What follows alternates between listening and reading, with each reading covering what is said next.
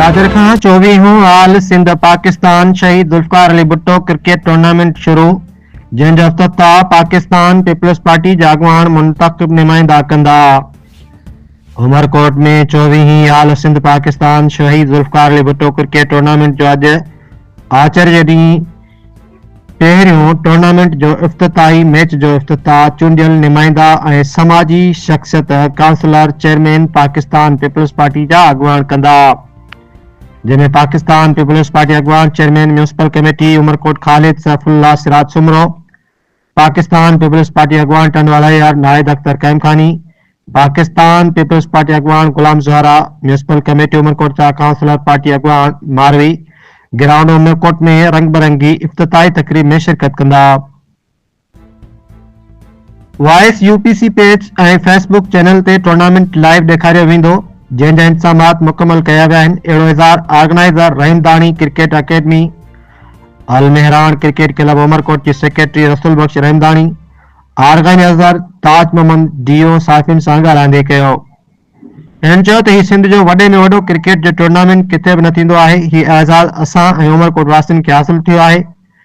हीउ 24 हाल Sindh Pakistan Shaheed Zulfikar Ali Bhutto cricket tournament कराए रहिया आहियूं, जंहिंमें हितां जे महबूब समाजी शख्सियत हरदिल अज़ीज़ रहनुमा पाकिस्तान पीपल्स पार्टी अॻवान chairman municipal committee Umerkot Khalid Saifullah Siraj Soomro जी स्पोर्ट्स जी सिहतमंद सरगर्मियुनि लाइ हिते जे नौजवाननि खे भरपूर सपोर्ट कंदे टूर्नामेंट कराइण में भरपूर ताउन करण सां गॾु संदसि ज़ाती ख़र्च सां हिकु नओं स्टेडियम ज़करिया क्रिकेट ग्राउंड बि ठाराए ॾिनो आहे,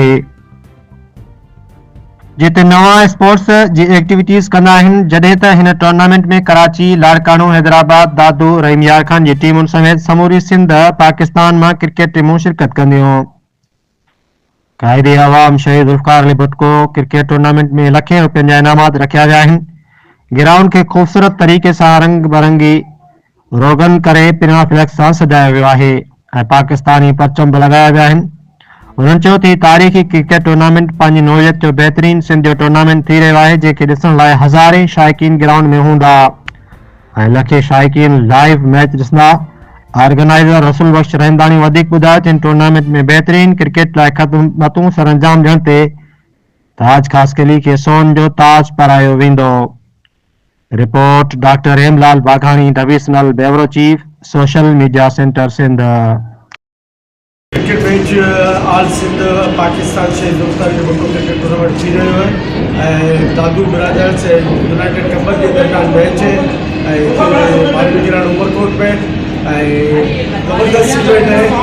तव्हां ॾिसी सघो था ऐं इंजॉय करे सघो था, अचो ऐं बहितरीन टूर्नामेंट है ऐं सभ खां वॾे में वॾो टूर्नामेंट है।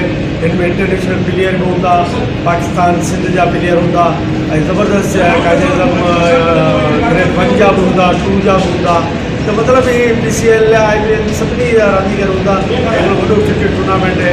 हिकु दफ़ो वरी आऊं सभिनी स्पोर्ट्समैननि खे, भाइरनि खे, ख़वातीन खे, क्रिकेट के दीवाननि चाहण वारनि खे सभिनी खे साफ़ी हज़रात खे बि दावत ॾियां थो ऐं समाजी शख्सियत खे बि दावत ॾियां थो, पार्टी रहनुमान खे बि दावत ॾियां थो। हर मतिलबु फ़िक्र माण्हू खे दावत ॾियो अचनि।